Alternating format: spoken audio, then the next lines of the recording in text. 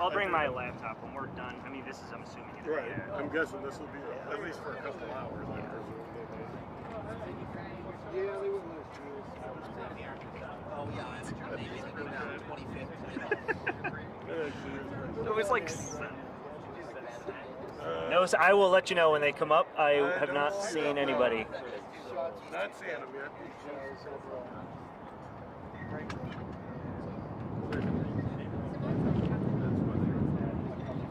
Oh. Yeah. Here, let's see. I'm not seeing them. I 2x'd it and I don't see them anywhere. I bet they're. There you go. I 2x'd it for her. She could have. That's as close as I can get. Sometimes it's not. I'm not seeing them at the moment. I don't even know where their car is. I didn't notice where they drove up to. They're probably right in the middle of it, talking to officers, detectives and stuff.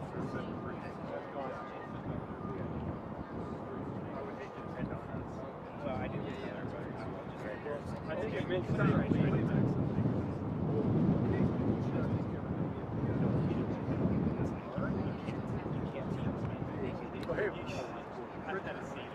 What?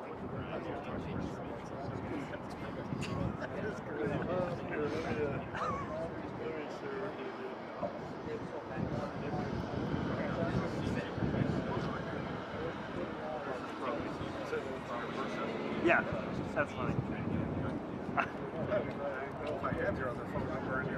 The work one? Yeah, well that's the one I only use for IFB especially. Okay, thank you. And the rest.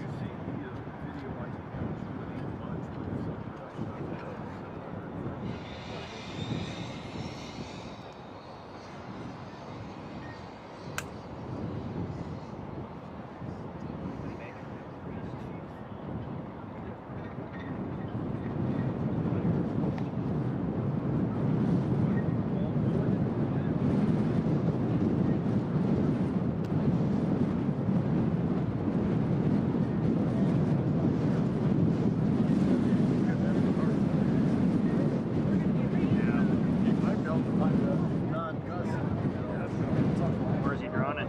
Here? He's going to try to get over here eventually. Who? Yeah, that's why they say Who is? He's going to start at 30th and chain it. Make his way to 30th first to try and shoot. But like I said, It's windy. he might be able to find it. Yeah. Where are you? We'll have to wait and see.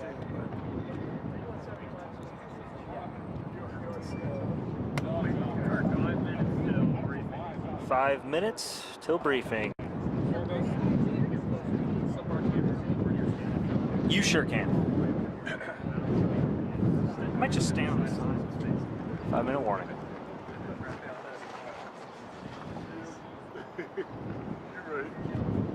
You're right. Yeah. Someone's got to come with a stand. I know. Really, they should just have one. They should have one for us. Are you muted? I think you got a. I do. Looks like the Chiefs car. Are you muted? 5 minutes. We're about 5 minutes out. They must have come off when I was sending you that text. Sorry. I'm glad you said something. Yeah, I was like, No. that sounds weird. You know, Yeah. when you least expect it. Yeah. It's like, whoops. You'll know it because you hear it in the Yeah. thing. I am. Can I, if I just cut my hair like all you Where my guys, share will party, you so. accept it? I like the clothes. Got that mic. It's like Beyonce during it. Man. Yes, I am. Just gonna start shoving again. That's right. Did you see the Start picture? growing That's pretty great. What? See the picture? No, I did not Worked, see the picture. worked over. Let me see it. Oh my God. Now I need to see. You're kidding. He shoved you. I don't. It doesn't even remember. It looks more violent than it was, I think. Yeah, because I saw you No, guys this right is. next to And each then other. he was like. I saw it happen, and it didn't look that No, bad. it didn't feel that bad. I was like, I don't think you got shoved, and then I definitely. I didn't remember seeing you get shoved. No. Well, we haven't seen a police presence pretty much the entire near or east side of Indianapolis, from 38th Street down to I-70, from Franklin out to Shadeland, is pretty much locked down. We have seen there's a heavy police presence about a quarter mile, half mile down 30th Street from us right now. Now we do see some of the IMPD command staff start to come. Chris Bailey just got involved with a few of the public information officers. And I did see another one of the command staff walking around here. Probably still a few minutes away from getting official word on what's happening from that. We're probably going through a little briefing right now. The police have said if you have any kind of business out on this side of town, just to avoid this area at all possible costs. Cody Fisher has been out following some of this today. Cody, you have seen miking themselves up. a police presence out here. They look like they're walking over, so I would get maybe going. Can you raise that up about 38 that clock when the initial call came across the scanner traffic saying that there was a shooting at 30th in Shadeland, and we saw just a heavy police presence. All of those officers kind of responding to multiple different All right, here they come. agencies making their way to the scene, but as We're ready. staff public information. Good afternoon. I'm Anne Marie Tiernan joining you live with the latest on a developing scene after we had word of a shooting incident on the east side around 12:40 today. Want to get you up to speed on the very latest. There were 2 IMPD officers that we're told were shot after there was a short chase around 30th and Post. Those 2 officers taken to Eskenazi Hospital, where we're told they have injuries that are considered to be non-life threatening. As a result of the shooting today, there are schools in the Warren Township Metropolitan School District that are closed. Karen Campbell joins me live here in studio with the latest that she's learned about the impact of students on their school day right now. Karen? Right, so you can imagine, right? Their day is. Oh, Karen, I am so sorry. This briefing is just starting. We want to get there right now. I'm sorry. We'll check back with you, but we want to hear what the officers give you as have to say preliminary right now. information and subject to change as the investigation progresses. So today at around 12:40 p.m. approximately, the Indiana Crime Guns Task Force was engaged in an investigation with the Lawrence Police Department on a shooting incident that occurred in Lawrence's jurisdiction. They encountered the potential suspect in that shooting, driving a vehicle with a passenger in the car as well. The officers attempted to stop this vehicle at 30th and Post. The suspect driver and the suspect passenger fled in the vehicle westbound on 30th Street. On 2 separate occasions, task force members attempted to do a precision intervention technique, which is to spin the car out to stop the pursuit. That was unsuccessful. In approximately the 8600 block of East 30th Street, the suspect turned south into a business parking lot. That parking lot had a dead end on the east side of the building into a 6-foot fence. Suspect went off-road in the gap between the business and the residents on the south side of that business. The vehicle became lodged. At that point, there was an exchange of gunfire between the suspect and our officers. 4 officers shot at the suspect. There was 1 shooting suspect who is deceased on the scene. He's a 46-year-old male. 2 officers sustained gunshot wounds. They are in stable condition at Eskenazi Hospital and are expected to recover. 1 rifle, AR-15 type rifle, is with the suspect who is deceased on the scene. 1 of the police cars is riddled with bullets in both the hood, the side of the car, the grille, and both the front and back windshields. The passenger in this vehicle fled from the scene and was apprehended a short while later near the location by members of the task force. He has been transported to IMPD headquarters for questioning. The officers were equipped with body-worn cameras. We have not watched those cameras, so I can't tell you what's on there. I'm here today with Commander Thomas of the IMPD Investigations Division and our partners with the ATF, Group Supervisor Christopher Knotts. They don't have any statements to give at this particular time, but the Indiana Crime Guns Task Force is a collaborative effort between Central Indiana law enforcement agencies with the sole purpose of identifying and removing illegally possessed and used weapons in our community. Every single day, these task force members from agencies throughout Central Indiana, not just in Marion County, Carmel, Fishers, Lawrence, Boone County, Zionsville, the ATF, are all engaged and they have one mission: to make our community safer and to protect them from people who on a daily basis use firearms against their neighbors. We are fed up with it. The community should be fed up with it, and we have 2 officers that are lucky to be alive today, and they're doing exactly what we want them to do, despite all the odds, despite everything that's stacked up against them, despite all the criticism they take every single day. They put on the uniform today and went out to get the people who are terrorizing our neighborhoods.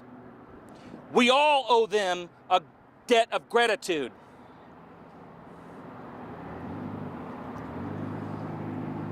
Can we ask questions, Assistant Chief? Yes. The weapon used obviously would put you at war with this person. Can you just remind us, basically, you've seen the pictures, you've seen the vehicle. Those officers came to work today. They didn't come to go to war, but they found themselves at war with this individual. Can you just talk about the weapon and what they came under, the assault that they came under? Well, based on just what I've been able to see, we're lucky today. The bullets went through the metal of the car. There's a part of the side of the car that's peeled back. That's how powerful of a weapon those officers are up against. Now, I don't know the type of weapon. I don't know the caliber of the round. I don't know any of that right now. That'll be all part of the investigation. That's why our partners from the ATF are here. They're going to get the serial number from that gun. They're going to do an emergency trace, and we're going to know where this weapon came from, hopefully in short order.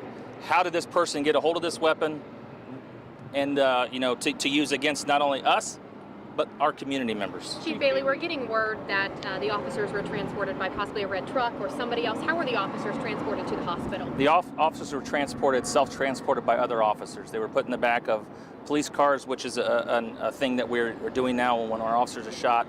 And if we know they don't need to be stabilized on scene, and we have the ability to get them to the hospital quicker, that's how they were transported in the back of a police car today. Can you say anything more about what the suspect was wanted for outside of warrants? No, he wasn't necessarily wanted for warrants. This was an ongoing investigation in cooperation with the Lawrence Police Department and the Indiana Crime Guns Task Force. That investigation is still ongoing, so I wouldn't expect to get more information on that one until the Lawrence Police Department has, completed their investigation. Obviously, approximately how many rounds were fired by the suspect, and is there any reason to believe that the weapon that was used had an auto sear attached to it? I don't know the question about the auto sear or the conversion device, and I can't give you an account, but there were multiple shots. Obviously, Chief Bailey, you're emotional talking about what happened today. As a fellow officer, when you see these types of incidents, what goes through your mind? Well, the first thing is I went for prayer to make sure that they get to go home to their families tonight for just doing a job. They don't deserve to be targeted. But then it was frustration, both for them and our community. We're all tired of this. We're all tired of the violence. I don't know what's happened. I can't put my finger on it. I know that our officers and detectives every single day have a mission, and the number one priority for us is to stop violent crime. But we need help. We cannot do this alone. The community has to hold themselves accountable. We took a rifle off of a juvenile in downtown Indianapolis this weekend. Did no one notice? No family members, no cousins, no nieces, nephews, no other friends said, hey, don't take that gun downtown? But the first question we always get is, what are you police doing about all this? Well, my next question is what is the community doing about this? Because we need their help. If they know something's happening, they see this juvenile with a assault type or AK-47 type rifle, and you're not stopping that person from going down, you're complicit. You're complicit in the violence that's happening, and it's unacceptable. Is people still being told to avoid this area at this point? What's still blocked off that people should know if they're heading home from work? Yeah, we're going to be here for some time. We're going to, Crime Lab is going to be doing their thing. The Marion County Prosecutor's Office is also has a representative, as is always the case at officer-involved shooting incidents. So it's going to take some time to do that. It's going to be investigated by the Critical Incident Response Team. At the same time, the Internal Affairs Bureau will be conducting a parallel investigation about internal things that'll go at the same time. The process will conduct a review. We'll release a critical incident video in the coming weeks to show exactly what happened. We'll have updates as we go along throughout the day. And one thing I do need to tell you, at 3:30 today, the Chief of Police and the Mayor will provide some comments at Eskenazi Hospital. 3:30 today, they'll provide some comments at the hospital. Is there any chance you will get that video out earlier? No, we have our process. We're going to walk through our process like we do every single time because it's important for us to be consistent on that. We have one prior officer-involved shooting that video will be coming out fairly soon. So we're going to walk through our process like we always do. It's important that we maintain a process. What's that perimeter on road closures, just so people know? Do you know that? I don't know exactly, Okay. but I can tell you between Post Road and Franklin, it's shut down for sure. Right around 30th to 38th? Yes. Okay. Yep. Thank you. Thank you. Thank you. Thank you. I'm sorry. Thank you. Go ahead. Just to recap, this was an AR-style rifle that was found. Is that? That's my understanding. I haven't gotten a close view. That's how it was described to me. Yep. Thank you. Yeah, thank you. Thank you, Chief Bailey. All right, that was Assistant Chief of Police with IMPD, Chris Bailey, giving us an update about this shooting near 30th and Post Road. I'll give you a quick recap of what he told us. Officers were investigating an individual, noticed their car, tried to stop it near 30th and Post. That car fled west down 30th, turned into a business, ended up being a dead end, and that's when the suspects got out and exchanged gunfire with police. Assistant Chief Bailey saying that one of the suspects had an AR-style rifle and completely riddled the squad car with bullet holes. 2 officers injured, taken to the hospital with non-life-threatening injuries, but Assistant Chief Bailey saying that was very, very lucky. He was very emotional. We've been to 2 fatal shootings this morning, one just down the road about a mile away. The police are obviously fed up with the violence. Communities are fed up with the violence, and they're asking for communities' help to help maybe identify some of these incidents before they happen and they turn into serious incidents like the one we're seeing here on the east side. I know that you cover IMPD on a daily basis. You're out talking with families, you're at the scenes, you're talking with officers every single day of the week. This stood out to me, this range of emotions that we're hearing from our Assistant Chief of Police, Chris Bailey. We are fed up. We need help. We need prayers. Frustrated. We're tired of the violence. I have not seen that range of emotion coming from officers to date, although we've been talking about these conversations here. How did it strike you? Because you are in a daily conversation with them. The exact same way it struck you, Ann, and we heard this earlier this morning from Officer Burris giving us sort of the same sentiment, and then it really just boiling over here at this point. We have 2 officers wounded in a shootout with a suspect they were trying to stop here near 30th and Post, and that person had a weapon with serious firepower, injuring these 2 police officers, and as Assistant Chief Bailey said, was lucky to be alive. They're taken to Eskenazi Hospital, but it all starts at home. Does anyone, brought up the incident about the rifle that was confiscated downtown over the weekend? Well, this was a teen. Did anybody notice that that rifle was leaving a house? Did a family member, a friend maybe step in, intervene? Is there any intervention before police have to get involved? And usually when police do get involved, sometimes it's too late, or it ends in gunfire or something tragic like that. But a very emotional, we don't see this all the time from police, emotional Assistant Chief Bailey today.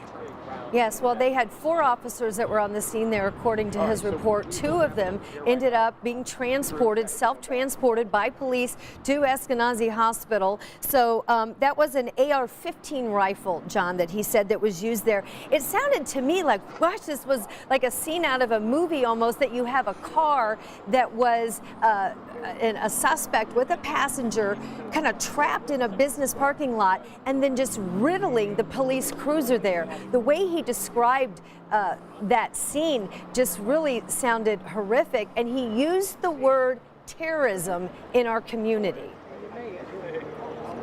Yeah, terrorizing our communities, recognizing communities stepping up to recognizing these problems that are terrorizing Indianapolis communities, because we see so many shootings, so many homicides, and one that, and I don't believe I mentioned this, but you heard Assistant Chief Bailey say the driver of that car that was fleeing, a man in his 40s that was being investigated by police, was shot and killed at the scene. The passenger in that car running off, police took that person into custody. But you're right, they need, the sentiment there was fed up. This is boiled over. They've seen enough, communities have seen enough. We've been enough scenes today. I mean, this is the third, 2 of them fatal earlier this morning. One of a teenager of an Arsenal High School student killed at the bus stop. So there is just a sentiment overall within the city that enough is enough. We're fed up.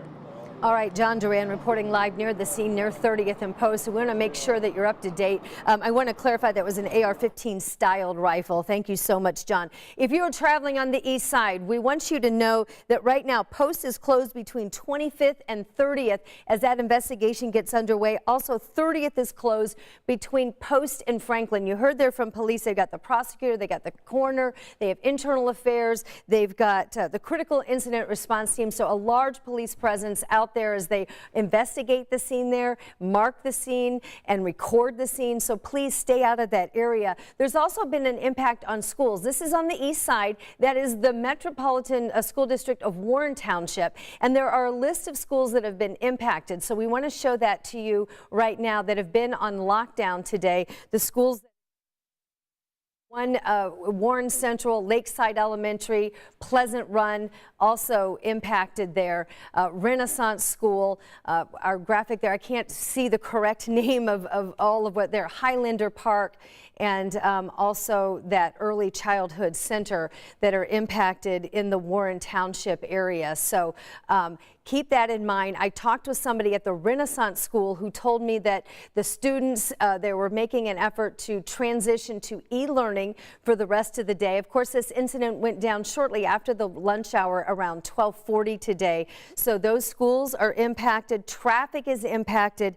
At 3:30, we're told the police chief and the mayor, Joe Hogsett, are going to be gathering near Eskenazi Hospital, and they're going to be having a press conference there. I would imagine traffic in that area as we're getting into the afternoon and people are starting to leave work around 4 o'clock could also be impacted. We will bring you that press conference. We will also have complete coverage from all of our teams here at 13 News starting at 5 o'clock. Everything that we're gathering, we're also putting online on our 13 News app and also on our website. A devastating day for our community, and the police chief is fed up and says enough is enough. Our coverage continues here. I'm going to return you to normal programming. I'm Anne Marie Tiernan. Back more with Later Live.